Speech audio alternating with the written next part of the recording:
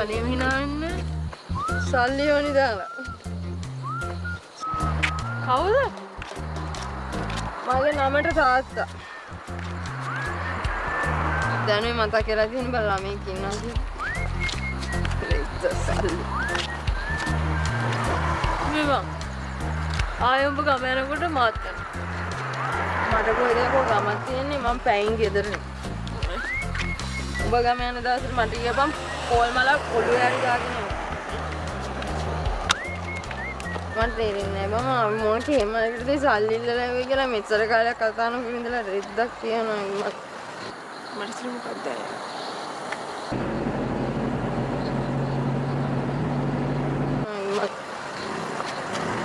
ඔයි රොකේ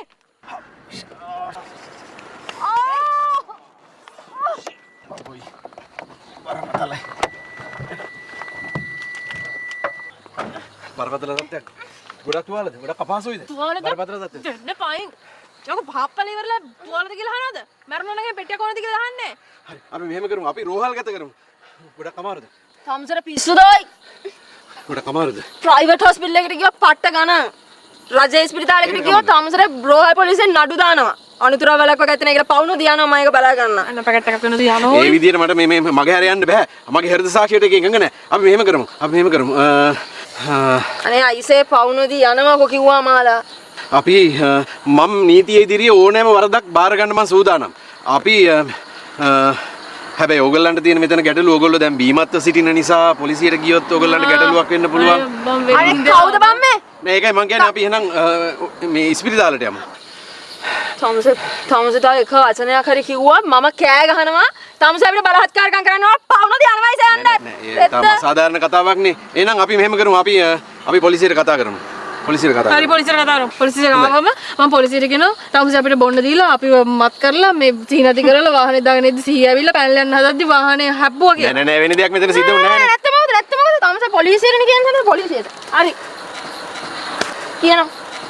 මෙන්න එවැනි අපහාරණයක් ලක් කරන්න බෑ මේක අසාධාරණයි. මම තමුසෙත් එක්ක පොර බලපුවා මේ. තමුසේ කියනවා පොලිසියට. මේක ඊටම අසාධාරණ කතාවක්. එහෙනම් හරි අපි මෙහෙම කරමු.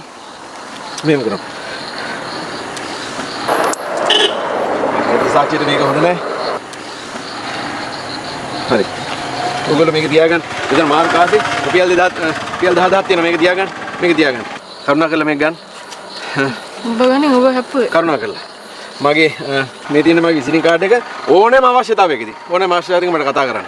කරුණාකරලා මේක ගන්න. කරුණාකරලා. මේ සිද්ධ වෙච්ච දේ සම්බන්ධයෙන් මගේ කනගාටුව පළ කරනවා. මගේ හෘද සාක්ෂියට මේක එකඟ නැහැ.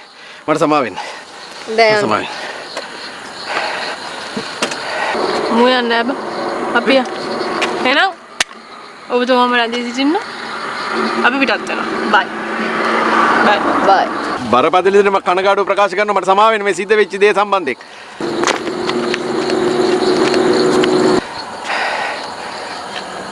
මගේ හෘද සාක්ෂියට එකඟ නැහැ මේ සිද්ධ වෙච්ච දේ.